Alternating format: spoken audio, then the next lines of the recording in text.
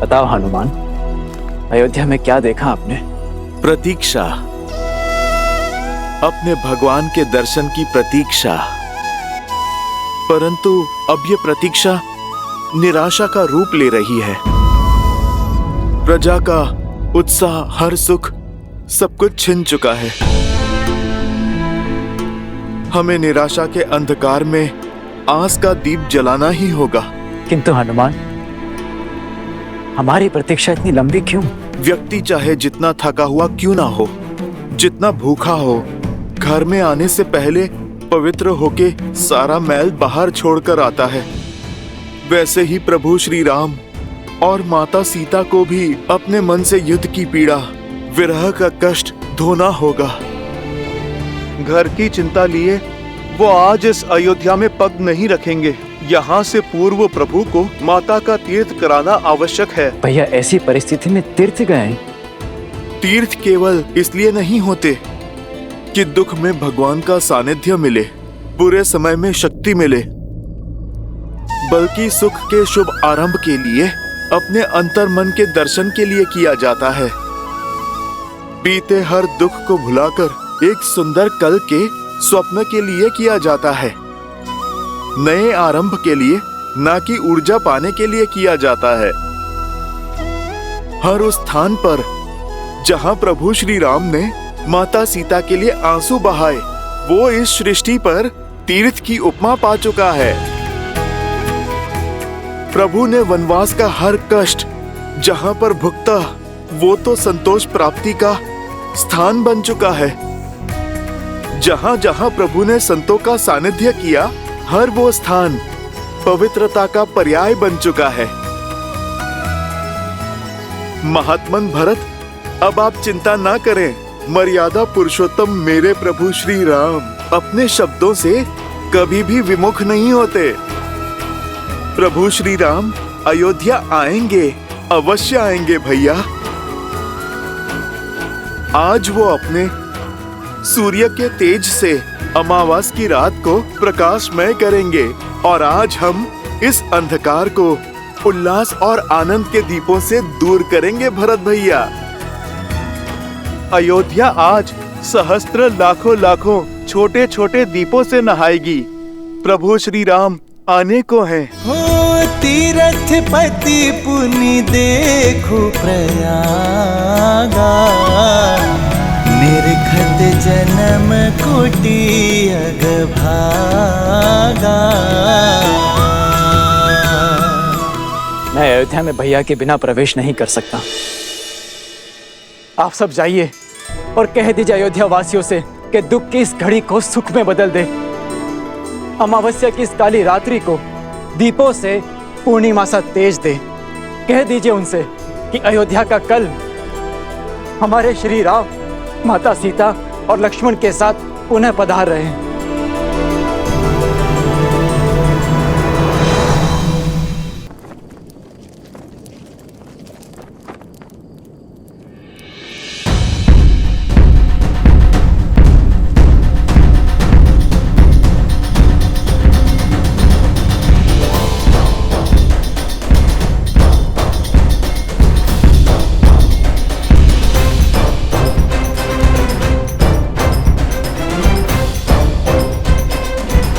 सुनो सुनो सुनो सुनो नर नारी, सुनो अयोध्या सारी, सुने सरयू की धारा, सुने ये जग सारा। अब दुख का अवसाद नहीं, सुख का नाद होगा। बहुत हुई प्रतीक्षा, अब प्रस्तुत तपस्या का प्रसाद होगा। शांति और सम्मान लौट रहे हैं अयोध्या। मेरे भैया श्री राम लौट रहे हैं अयोध्या। सजा दो पूरी नगरी को, सजा दो हर घर के द्वार, हर आंगन में आनंद की रंगोली सजाओ, हर चौखट पे तोरण चढ़ाओ। पुष्प की भीनी सुगंध से पूरी नगरी को महका दो, और अमावस्या की इस काली रात्रि को दीपों के रोशन से मिटा दो, क्योंकि इस अयोध्या में प्राण लौट रहे हैं। मेरे भैया श्री राम आ रहे हैं। जय श्री राम, जय श्री राम, जय श्री राम, जय श्री राम, जय श्री राम, जय श्री राम, जय श्री राम, जय श्री राम, जय श्री राम, जय श्री राम। श्री राम लौट रहे हैं। कहीं ये झूठा आश्वासन तो नहीं? अब अगर श्री राम प्रभु नहीं लौटे ना, मेरे प्राण तो सच में चले जाएंगे। प्राण तो उर्मिला दीदी के जा सकते हैं, अगर मध्य रात्रि से पहले लक्ष्मण भैया ना लौटे तो। शुभ शुभ बोलो श्रुतकीर्ति। अब अयोध्या में इतना बल नहीं कि एक और परीक्षा दे सके। संसार की सारी बाधाओं को दूर करके लौट रहे हैं मेरे भैया। बस उनके मार्ग में अब और कोई बाधा ना आए।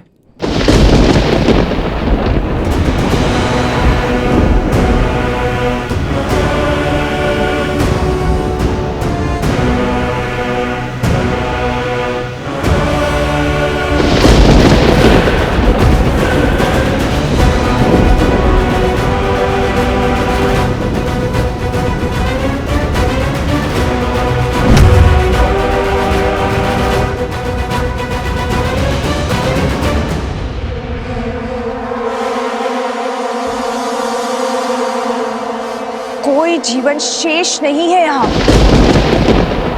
पवन भी जैसे आशा की नेक खो चुका है। देखते हैं ये सूखी धरती और शुष्क पवन की ये बाढ़ एक बहन की पुकार तोड़ सकती है या नहीं। भैया! भैया!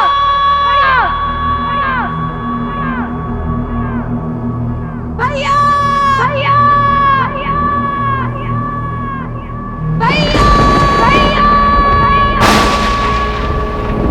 वर्षों से जिसने कष्ट में तुम्हें स्मरण तक नहीं किया, पीड़ा में तुम्हें पुकारा तक नहीं, आज वो बहन तुम्हारा आह्वान करती है। मैं शूर्पणखा, लंकेश रावण की बहन, आपका आह्वान करती हूँ। माना कि उनसे हर नाता तोड़ चुके हैं आप, परंतु वंश का नाता तो नहीं टूट सकता ना। उस नाम का नाता तो नहीं टूट सकता जो समान है। ये बहन आपका आह्वान करती है भैया।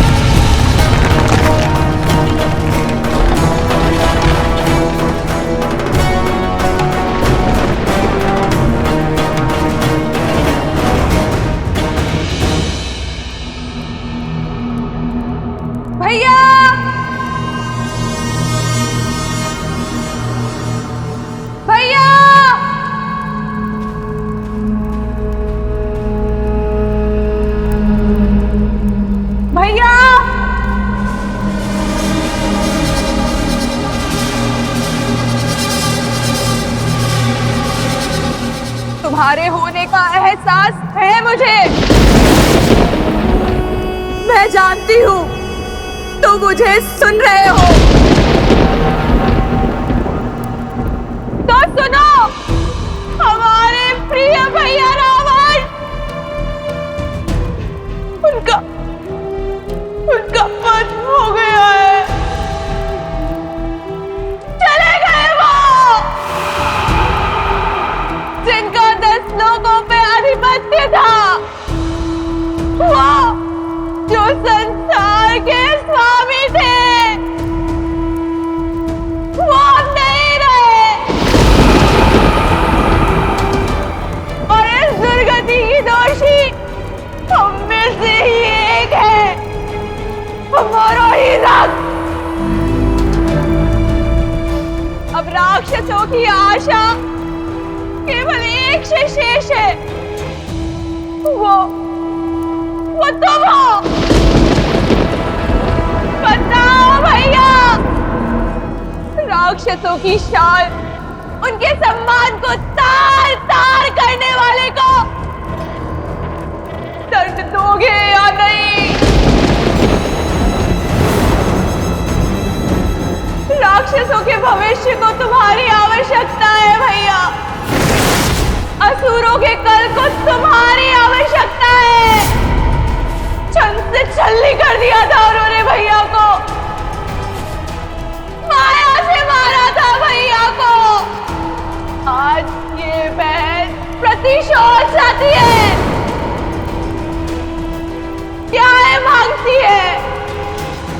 बोलो भैया, न्याय दोगे ना?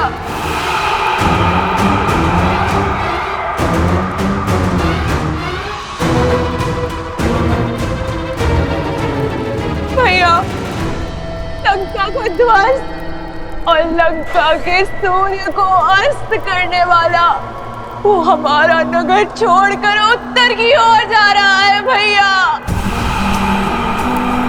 और वो भी उस विमान में जो लंका का सम्मान था।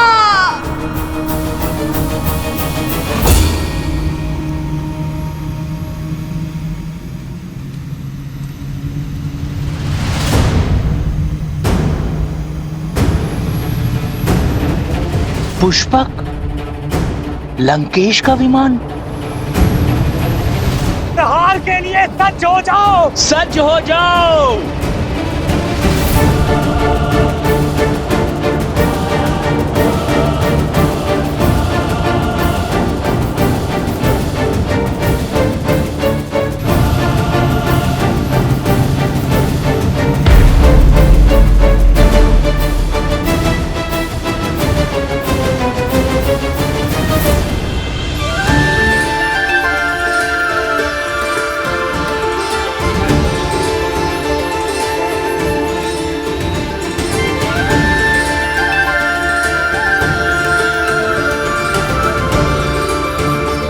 एक वनवासी का जीवन जीकर पिताश्री का वचन निभाएंगे।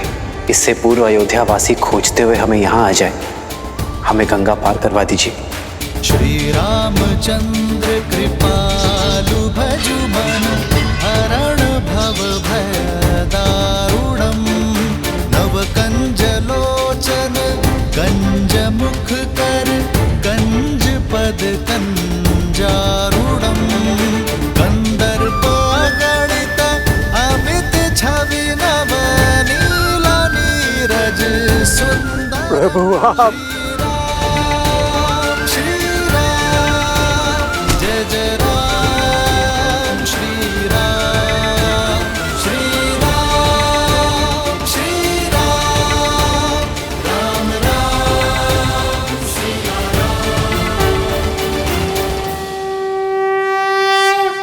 निषाद राज, उठो। आप सब भी उठ जाइए। शीश झुकाकर तो सेवक स्वामी से मिलता है निषाद राज, मित्र तो गले लगता है। श्री राम श्री राम श्री राम श्री राम श्री राम श्री राम श्री राम श्री राम। प्रभु, आपका दर्शन पाकर ये निषाद राज स्वयं को संसार का राजा अनुभव कर रहा है। आप लौटे अर्थात आपका वनवास पूर्ण हुआ। पुष्पक विमान आपके आदेश में है, अर्थात पापी लंकेश का नाश हुआ। इतना बड़ा सम्मान मिलने के बाद भी आप हमको भूले नहीं।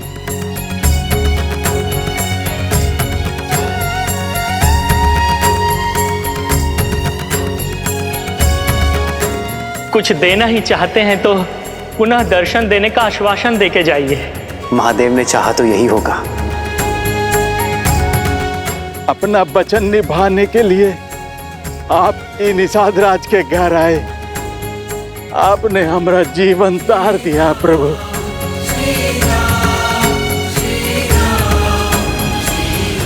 कैसे ना आता निषाद राज। रघुकुल रीत सदा चली आई, प्राण जाए पर वचन ना जाए। आप ही के कारण तो हम नदी पार कर पाए थे।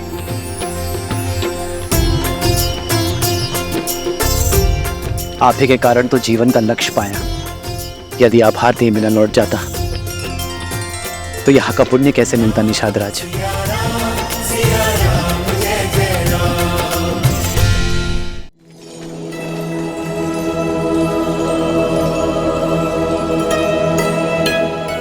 प्रभु, हमें वन के तुच्छवासी जैसन हमरा भोग वैसन हमरा आतिथ्य आप ही को ग्रहण करके प्रसाद बना दीजिए। आपके सम्मान सा भोग बनाने का हमरा सीमा नहीं है, किंतु हमरे हृदय में आपके प्रति असीम प्रेम है। प्रभु स्वीकार करें। प्रेम से बड़ा ना कोई भोग है और स्नेह से बड़ा ना ही कोई उपहार। ये हृदय से दिए हुए फलों को मैं हृदय से स्वीकारता हूं। लाइए। पुनि कृपाल लियो बोली केवटा, दीन है भूषण बसन प्रसादा।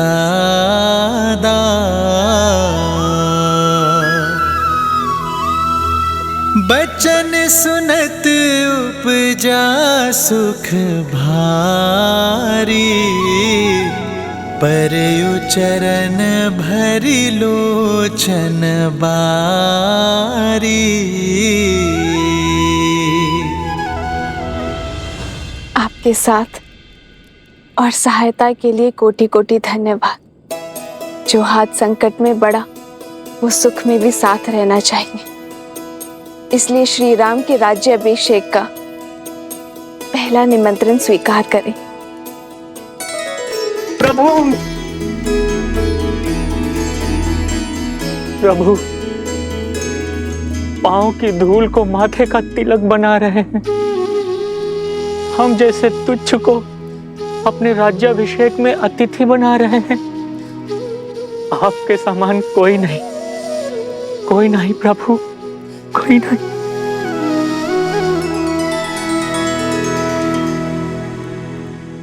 उठिए केवट जी।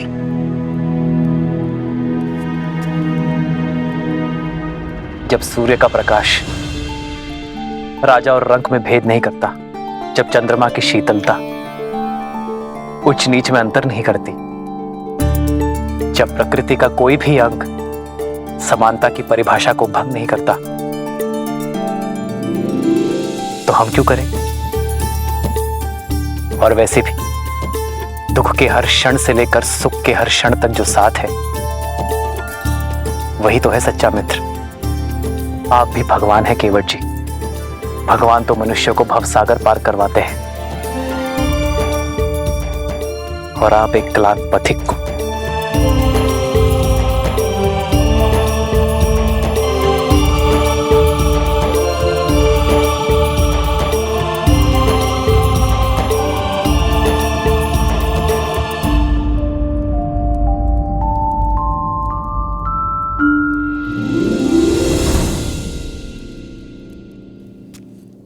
भैया, अब हमें प्रस्थान करना चाहिए।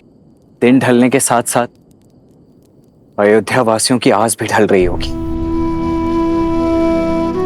हमारे वनवास का तो अंत हुआ, वहां अयोध्या वासियों की प्रतीक्षा का भी अंत होना चाहिए। हाँ लक्ष्मण भैया, हमारे साथ साथ कष्टों की अग्नि में उर्मिला भी तो जली है। उसका उठने का समय हो गया है। जिस प्रकार एक माता अपनी संतान का कोई दुख नहीं भूलती, उसी प्रकार आप भी अन्यों की पीड़ा नहीं भूलती हैं भाभी माँ। आप भी मत भूलिए लक्ष्मण भैया, श्री राम के होते कोई पीड़ा उनके परिवार या उनकी प्रजा को छू भी नहीं सकती।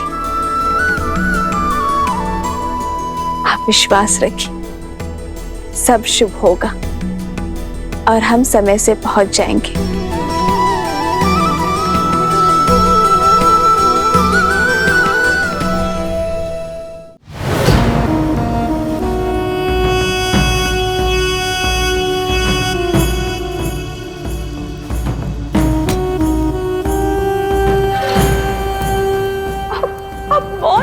भैया,